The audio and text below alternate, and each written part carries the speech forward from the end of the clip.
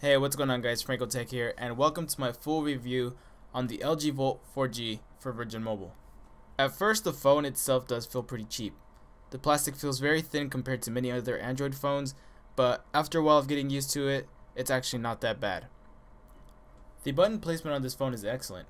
Everything is in a great spot and well designed.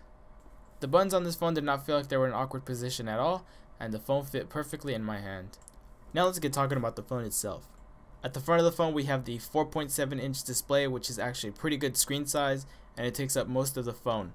The only downside about this big screen is that the resolution on it is actually pretty low. In my opinion, the resolution is low, which is one of the main things that I disliked about this phone, but it's not bad enough to the point where looking at the screen annoys me. So really the resolution depends on you. Now let's work our way around the phone. At the top we have our 1.3 megapixel camera with our face sensor and our headset. Down at the bottom we have our physical home button, which also has a really cool looking notification light around it. And on the side of that we have two capacitive touch buttons, which are the back and menu keys. Moving over to the right side we have our lock and power button. Over on the left side we have our volume up and down rockers. Down at the bottom we have our USB charger port, our first microphone, and two speaker grills. Well, not really, because only one speaker grill works. The other one is just for design, which I found highly disappointing.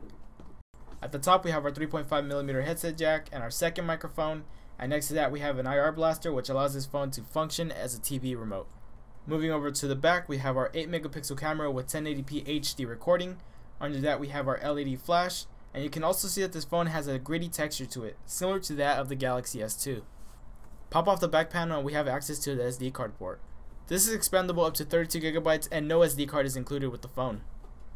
Luckily the phone does come with 8GB of internal memory, but only 4GB are usable. Finally we have our 3000 mAh battery, which we'll talk more about later in the review.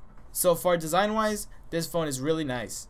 It has a really great feel to it and it has no awkward button placement at all. Now let's turn on the phone. As soon as we turn on the phone you can see the quality of the screen. No, it's not the best quality screen out there, but it's also not the worst. I do however wish they would have given this phone a higher resolution than what it has. This phone does feature a new way to unlock the screen, which is something LG introduced called knock code. Basically with knock code, you can set up a pattern in which you tap on the phone while it's locked and it will unlock. It's a new type of pattern unlock that allows you to unlock the phone not only from its lock screen but also from the dormant screen.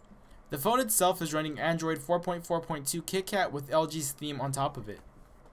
LG's theme looks an awful lot like Samsung's TouchWiz, which is something I didn't like about this phone, so you know I changed the launcher right away.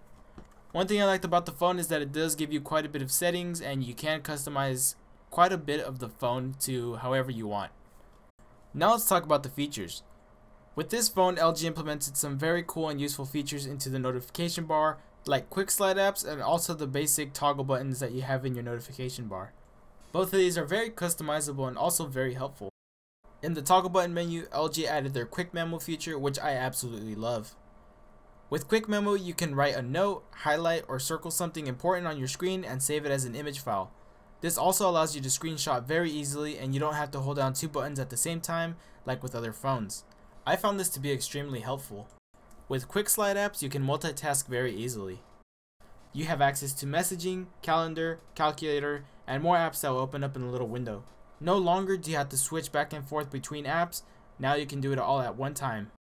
Another cool app that comes with this phone is Quick Remote, which turns your phone into a programmable remote that can control your TV and cable box. It's also fun to troll people with this app while they're watching TV, so that's also a plus. If you slide up your finger from the bottom of the screen, you'll be brought to a menu with 3 options. Those options include VoiceMate, Google Now, and Quick Memo. Now, we've already talked about Quick Memo, and most of us already know what Google Now is, so we're going to talk about LG's VoiceMate. VoiceMate is basically like Apple's Siri, but not as good. You can ask it to do tasks such as text or send calls to someone, or even check the weather. What's this week's weather like?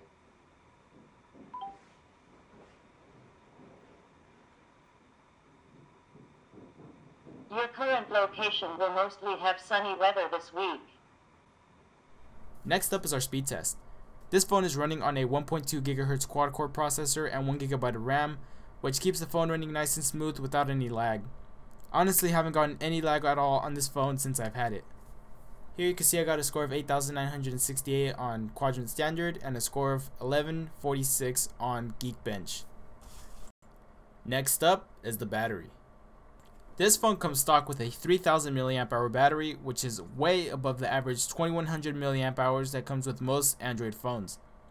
I use this phone on heavy usage throughout the whole day, like texting, calling, browsing the internet, using random apps, watching YouTube videos, playing a couple of games, and listening to music for about the whole day from the time I woke up to the time I fell asleep, and I still ended up with about 10% by the time I fell asleep.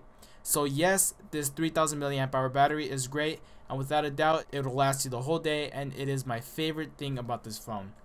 Next up is the camera. The camera on this phone was actually really good.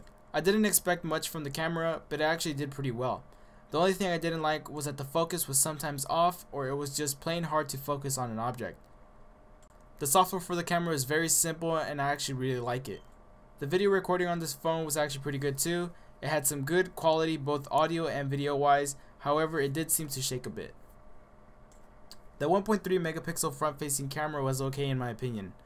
A lot of people say they don't like the quality, which I see what they mean, but the quality for me was actually not that bad and I didn't have a problem with it. Here's some of the pictures I took with the back 8 megapixel camera. As you can see, these pictures actually are pretty good quality. The focus is not all there in some of the pictures, but most of the pictures came out really nice, and the colors are also nice too. And here's a sample of the 1.3 megapixel front facing camera. As you can see, it is somewhat blurred out, but I don't think it's that bad. It's really based on your own opinion. So this is a video and audio test of the LG Volt 4G.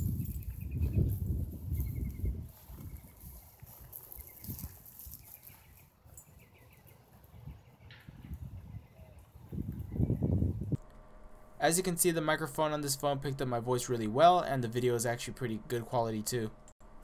Overall, currently selling at $179 US, the LG Volt is way worth the money. It has a great battery life, a really good camera, it comes with Q-Slide and Quick Memo, which were amazing, plus the fact that it came with a quad-core processor and never lagged made this phone awesome. Also, I got a very good data connection on this phone. With other Virgin Mobile phones in my area, I got decent data speeds, but with this phone, they were really fast. The only complaint I have about this phone is the resolution. If it was at 1080p, this phone would be without a doubt an amazing deal for the price. I am so glad I purchased this phone, and I'm sure you will be too. So guys, that pretty much wraps up my review on the LG Volt. If you like what you saw in this video, go ahead and hit the like button. Go ahead and comment down below if you have any more questions or of something I didn't cover. And subscribe if you want to see more videos. Alright guys, see you in the next one.